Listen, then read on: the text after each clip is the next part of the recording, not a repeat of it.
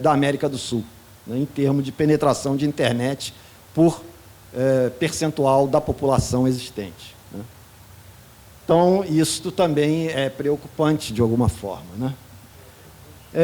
Em relação a classes de renda, né, principalmente nas classes de renda mais baixa, a penetração é muito baixa, né.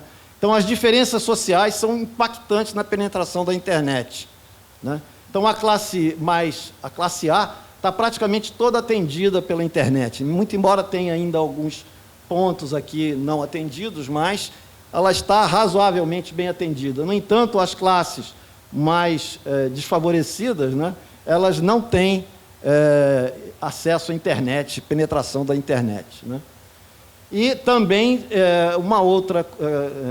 esse estudo é do CGIBR, né, do Comitê Gestor de Internet, e uma outra colocação é que também há uma grande separação entre zonas urbanas e zonas rurais, né. Então, a penetração nas zonas urbanas é muito maior do que a penetração nas zonas rurais. Isso aqui é só uma curiosidade, né, em como é que se usa o celular hoje em dia. É feito também, nesse mesmo estudo do CGIBR, uma pesquisa em relação aos usuários de celular, como é que como eles usam o dispositivo celular nas diversas aplicações que existem, né? Então, o interessante, né, é que, na verdade, muito embora a gente sempre fale, né, que o celular hoje faz tudo, né, mas ele faz principalmente ainda telefonia, né? Vamos dizer, a aplicação mais utilizada na telefonia celular é telefonia mesmo, né? Evidentemente, surgiram outras aplicações bastante interessantes e, às vezes, até importantes, né? Mas a telefonia ainda é a maior aplicação da telefonia, do aparelho celular, né? Bom, esse é um estudo da UIT, né? Também de caracterização de diversos países, né? E eles fazem uma caracterização através de um índice, né, que eles chamam de ICT Development Index, né? ICT é Informática, Comunicação e Telecomunicações. Esse índice, eles fazem um acompanhamento anual, né? Pesquisaram 166 países com relação à preparação que o país tem em relação à informação, né? E, em relação eles têm parâmetros de acesso, parâmetros de uso, né? Quantidade de equipamentos de desktop, quantidade de equipamentos laptop, tablet, enfim. E as habilidades da população em utilizar esses equipamentos, né? E o Brasil está aqui, ó. Então, também não estamos bem localizados em relação a em se estruturar para se ter facilidades de telecomunicações e habilidades de telecomunicações implementadas no país. O Brasil está em 90º lugar, ou seja, nós temos tarifas maiores do que 89 países no mundo, né? Então, também, isso vem sendo questionado, inclusive, pelas operadoras, mas, seguidamente, a UIT não tem aceitado as ponderações que as operadoras têm colocado e continuam colocando o Brasil com tarifas bastante desconfortáveis para os usuários, né? A cesta de tarifas que eles consideram para fazer esse estudo é exatamente a telefonia fixa, a telefonia móvel e a banda larga fixa. Um outro trabalho que internacional sobre a preparação, né, a disponibilidade do país em estar adequado à informação, né, é esse do Banco Econômico Mundial, que chama Networked Readiness Index, né? Então, é a forma como o país está preparado para estar conectado, né? E aqui eles fizeram isso para 143 países. Eu tirei 4 amostras desse trabalho deles, que é um trabalho extenso, né? Extenso, e eles fazem essa configuração aqui, em que é uma medida de 1 a 7, quem tem a bola maior é o que está mais adequado, né? E o Brasil, eu tirei aqui a Índia e a China, já que são 2 participantes do BRICS, né? E mais um que é muito bem colocado, né, o Canadá, e o Brasil, né? Então, o Brasil tem índice 3. A Índia tem índice 3,7, A China tem índice 4,3 e está em 62º lugar. O Canadá tem índice 5,5 e está em 11º lugar. E o Brasil está em 84º lugar, né, com um índice de 3,4. Aqui eles colocam, só para termos de comparação, o PIB per capita de cada país, exatamente para mostrar que não existe uma relação com o PIB, né, já que a China tem uma situação melhor do que a do Brasil e o PIB dela é a metade do PIB brasileiro, né, o PIB per capita da China é metade do que o do Brasil, né? Enfim, o fato é que a gente também, em 84º lugar, ocupa um lugar desconfortável em relação ao mundo, né?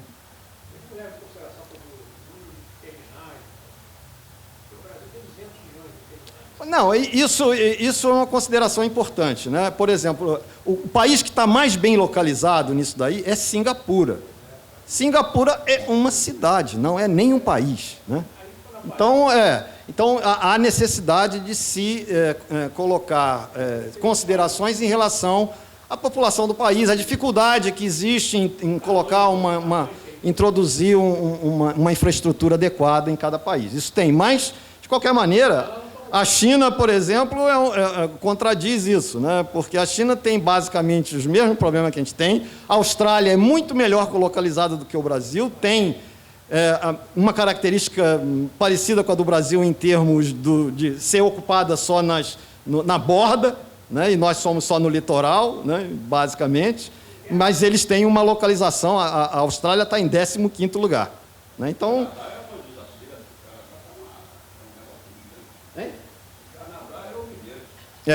Pois é. Bom, em contrapartida, né, qual é a receita que a gente tem nas telecomunicações aqui no Brasil, né? Nós temos em 2014 tivemos 234 bilhões de receita no setor, entre operadoras e incluindo a indústria, né?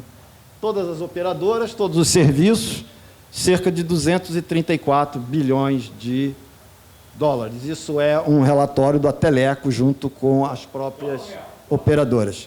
Real, 234 bilhões de reais. O que é uma quantia considerável, né? Além disso, a gente tem investimentos, né, que são colocados pelas operadoras que estão atingindo essas cifras. E eu fiz aqui uma medida do investimento em relação à receita bruta, que é uma forma da gente medir se o investimento está adequado ou não, né? Então, hoje a gente está chegando a investimento da ordem de 14% da receita bruta, o que não é uma coisa muito boa, né? E nós já tivemos situações piores, né? Em situações piores em que se investiu 11%. Teve anos anteriores aqui que tivemos investimento da ordem de 7%. Então, não é também um investimento grande em relação à receita bruta. E, naquele mesmo relatório da UIT, né, a UIT coloca o Brasil como o 4º mercado de telecomunicações no mundo, né? O Brasil só perde para Estados Unidos, Japão e China. Ganha de Alemanha, de França, de Inglaterra, de Itália, de Coreia. Então, é intrigante, né? A gente não ter uma infraestrutura interessante e ter receitas de telecomunicações altíssimas, né? Enfim. O setor, né, o setor de telecomunicações, né, também não tem se colocado de forma adequada, né?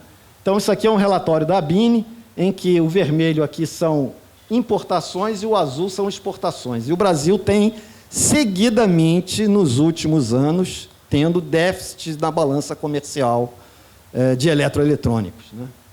E, especificamente, de telecomunicações, que eu assinalei aqui, está tendo déficit. E está tendo déficit, né? Importações, tanto as importações como as exportações têm diminuído recentemente, né? e aqui são os déficits anuais da balança comercial que a gente vem tendo ano a ano. No início da década de 2000, né, nós tínhamos superávites em todos os anos seguidos, e mais recentemente a gente tem tido déficits. Então, em função disso tudo, né, a gente precisa, de alguma forma, fazer algum esforço em termos de recomendações e ver o que tem sido colocado para que a gente possa fazer reflexões e pensar como é que se resolve esse problema, né? Uma das comissões, que é a Comissão de Ciência, Tecnologia, Inovação, Comunicação e Informática do Senado, fez uma avaliação do Plano Nacional de Banda Larga, né? Porque o Plano Nacional de Banda Larga é o instrumento principal de levar a banda larga à população de uma forma geral e de aumentar a velocidade, né? Enfim, de conectar o Brasil hoje em dia. E o Plano Nacional de Banda Larga, a gente já viu, só ativou 2.600.000 de usuários novos, onde o objetivo era ativar 28 milhões.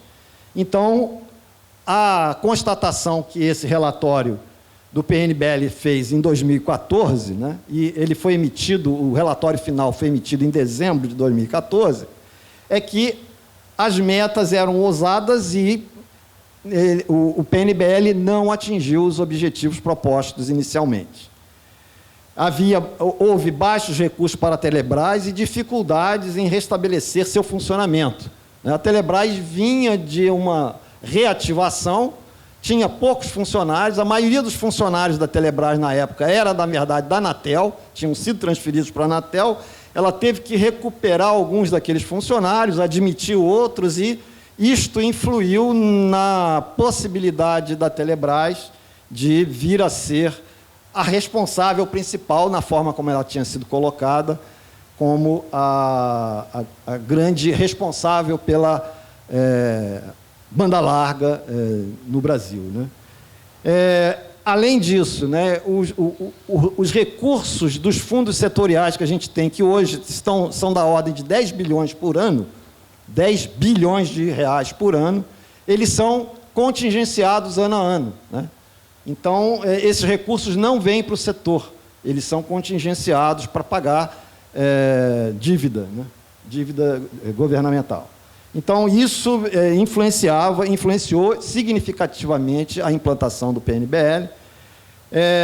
Existem no Brasil ainda hoje, né, 38, isso é caracterização desse relatório, né, 38,4 milhões de famílias sem atendimento de banda larga em suas residências, né? E esse relatório indicou que haveria necessidade de investimento de 6 bilhões ao ano por um período de 8 anos para se recuperar esse gap que a gente tem em relação ao provimento de banda larga.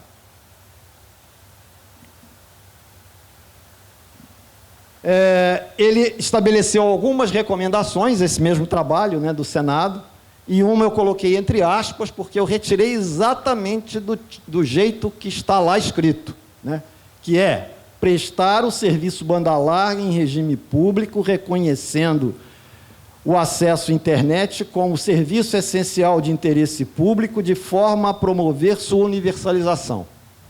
É isso que está escrito lá, né? Elaborar um novo PNBL, ou seja lá o nome que seja, né, com foco no longo prazo, elaborar relatórios periódicos de acompanhamento, já que uma das reclamações feitas dentro do relatório é que não se tinha uma visibilidade de como estava se portando o Plano Nacional de Banda Larga, o desenvolvimento dele, né, e isso dificultou o acompanhamento, né. Ampliar os investimentos públicos e fortalecer o papel da Telebrás, definir metas de investimento para diminuir desigualdades regionais. As desigualdades regionais com o PNBL já foram colocadas por outros relatórios que elas aumentaram ao invés de diminuírem. Criar uma tarifa social para a banda larga, exatamente para poder atrair as pessoas de baixa renda, né? Obviamente, isso daí vai ter que ter um investimento governamental. Reestruturar fundos setoriais, enfim, depois eu vou falar sobre isso. Realizar investimentos para lançamento de novos satélites, o satélite nacional, isso aí é uma das coisas que está sendo colocada. Fortalecer o papel institucional da Anatel, aumentar a velocidade da banda larga nas escolas. A banda larga nas escolas foi colocada como velocidade de 1 megabit por segundo, que é totalmente ineficiente, né? Então, na maioria das escolas, os relatórios que a gente tem acompanhado, não se usa, na verdade, aquela infraestrutura porque ela não atende aos alunos e nem aos professores, né? Porque é uma velocidade muito baixa. Fomentar o desenvolvimento tecnológico com a aplicação do Funtel. O Funtel é o Fundo para Desenvolvimento das Telecomunicações, para pesquisa, desenvolvimento, enfim, né? Que não vem sendo aplicado hoje em dia, ele é contingenciado também. Isso tudo é o conteúdo do relatório do Senado Federal, né, da Comissão de Ciência, Tecnologia, Inovação, Comunicação e Informática. Desse relatório saíram 6 projetos de lei, que são projetos de lei do Senado, editados em dezembro de 2014, que é possibilitar a utilização do FUST no acesso à internet, né? Obviamente, a utilização do FUST, que é Fundo de Universalização, ela só pode se dar em serviço público, porque se fosse em serviço privado, significaria que você estaria dando recursos para uma operadora privada prestar e ganhar dinheiro com aquele recurso, que é um recurso público. Então, a ideia de estabelecer o FUST como uma possibilidade de utilização, ela está associada ao PLS 431, que é, na verdade, criar a banda larga como regime público. Alterar os percentuais para a modicidade tarifária, criar subsídio de 50% para acesso banda larga de baixa renda, de forma a poder-se ter a parcela socialmente desfavorecida acesso à internet, modificar receitas do FUST e do FISTEL sem onerar as operadoras, é uma transferência de recursos do FISTEL para o FUST, porque o FISTEL é alto e, na verdade, ele não vem sendo utilizado e, na verdade, utilizar parcela dele no FUST para fazer a universalização do serviço. Instituir a banda larga no regime público e criar um instrumento de avaliação e monitoramento da universalização da banda larga. Então, esses foram projetos de lei criados função desse relatório, né? Isso tramita dentro do Senado e alguns deles vão à frente e outros podem não ir à frente. A gente tem que acompanhar para ver. Não tem nada ainda em execução de acordo com isso. Por exemplo, banda larga como serviço público, isso tem uma série de implicações